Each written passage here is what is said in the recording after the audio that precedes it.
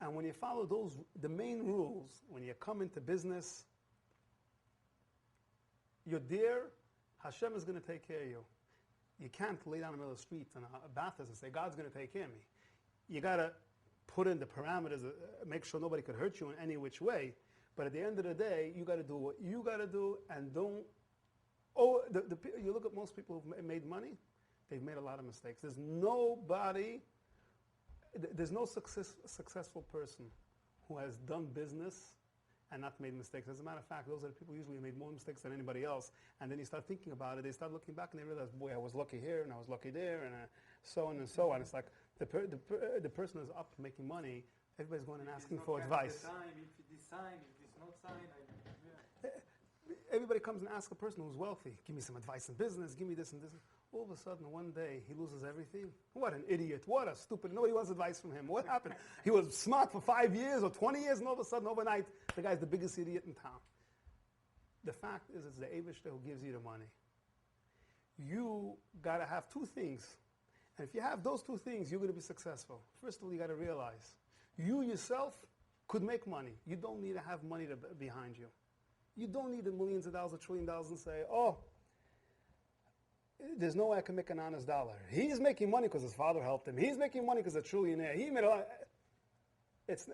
You know the difference between a Jew and a non-Jew is? I had a lot of tenants in New York, black tenants. I couldn't understand all these guys are sitting on the steps, they're drinking beer, they're collecting welfare. They don't have no life. Their happiness is we got a bottle of beer. And I sat down with one guy, a Schwarzer. I thought, this is the intelligent guy in the building. Everybody always asks him questions. Let me see how they tick. I got a couple of minutes in my hand, and I'm talking to persons. I says, I don't understand. Why don't you go and get a job, and you can make some money? He says, what are you talking about? United States messed us over. We were slaves. My great-great-great-grandfather was slaves, and they took advantage, and they this, and they that. And he's going on and on how bad the world treated them. And I'm looking at this guy, and I'm saying, he's right. Everybody took advantage. I leave. I say, oh, here we are. I come home. The next day I come back to the building. I said, you know what the difference between the Jews and the blacks are? He looks at me. He says, yeah, the smarter, right? I said, no. I said, the Jews, we had as bad a time as you had, if not 100 times worse. The only thing is, you were talking 200 years ago or 150 years ago. We had it only 50 years ago. But we didn't say, because of we're going to sit back and the country's going to give us money because otherwise we'll be beggars all our life. We said what happened, we'll never forget. But we got to go on with our life, and we'll work and we'll do and we'll hustle. This is what society wants from us.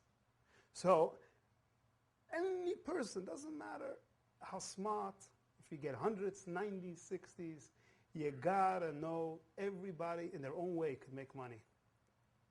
But you got to realize it's not really you who's making money. It's Hashem. I have one investor, I'm not going to say his name. I've done a whole bunch of deals with him in the last 10 years. And it's very funny. This guy always thinks that he has bad luck. And he really has bad luck. You know why? Because he's creating it on himself. We buy properties. He comes and says, Moshe, I found a good deal. Is it a good deal? I look at it, I say, it's not so good, but you know what? Let's do it. Let him run that project, and it's going to be good. We buy the project, and it's going more or less the way we think, but it's not as good as we think, and he's taking care of it. And all of a sudden, after we own it for 3 years, he comes to me and he takes out this book. Look, this and this professional says there's going to be a recession, a depression, it's going to be a disaster. The year 2000, it's going to be, we got to get out of real estate. I said, what are you listening to? He goes, you have one guy who says this, I could bring you another guy who says just the opposite. Do you feel good?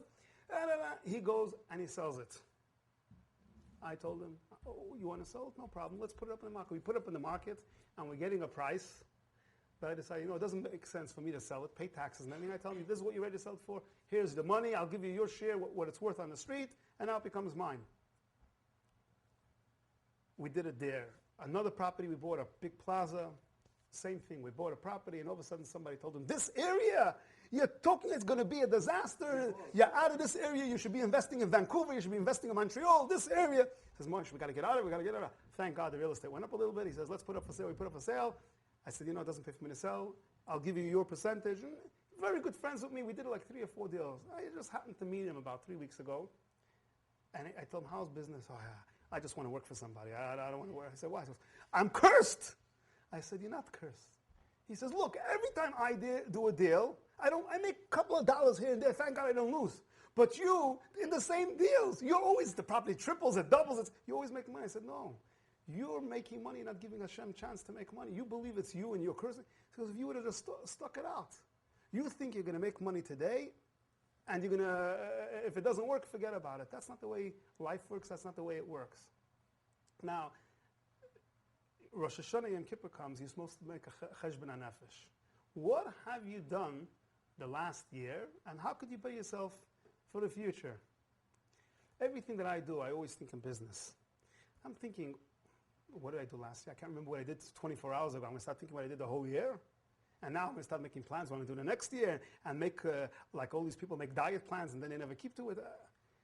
But the truth is, cheshbon hanefesh is the way you got to do it in Torah, you have to do it in business, and the way you do it in business, you have to do it in Torah. What do? I never realized it until one time I was thinking about Rosh Hashanah and Yom Kippur.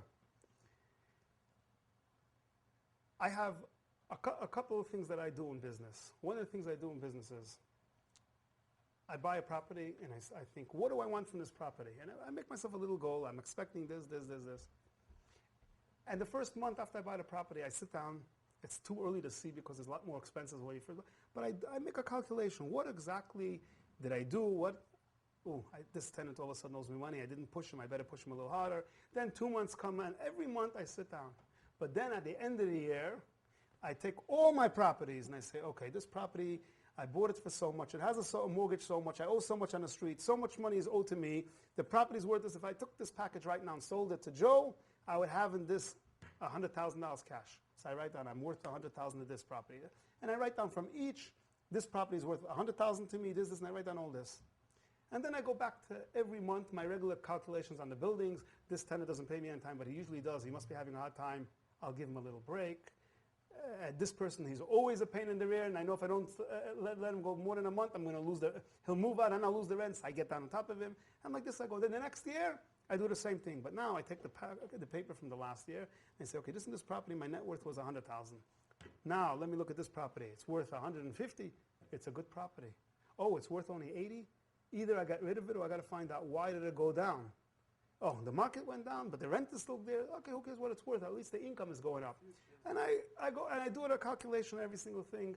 I make a cheshbon. Every year, my net worth has to go up a little bit. If it's not up a little bit, why? And then I got to see, is it because the building was worth $10 million, because that's what the market did, but it was giving me only $1 million a year, but now the market is bad, so the building went down to $7 million. But I look at the new year and I see, 1 second, the property is worth only $8 million because the real estate market crashed, but I'm not making $1 million anymore, I'm making $1,100,000. So I say, my net worth is really worth less, but my actual income went up. As long as there's an explanation. The same thing is when it comes to Rosh Hashanah and Yom Kippur and business, in Yiddishkeit, you got to do your evaluation and see, 1 second, what did I do? Was I a good Jew? Did I help another Jew?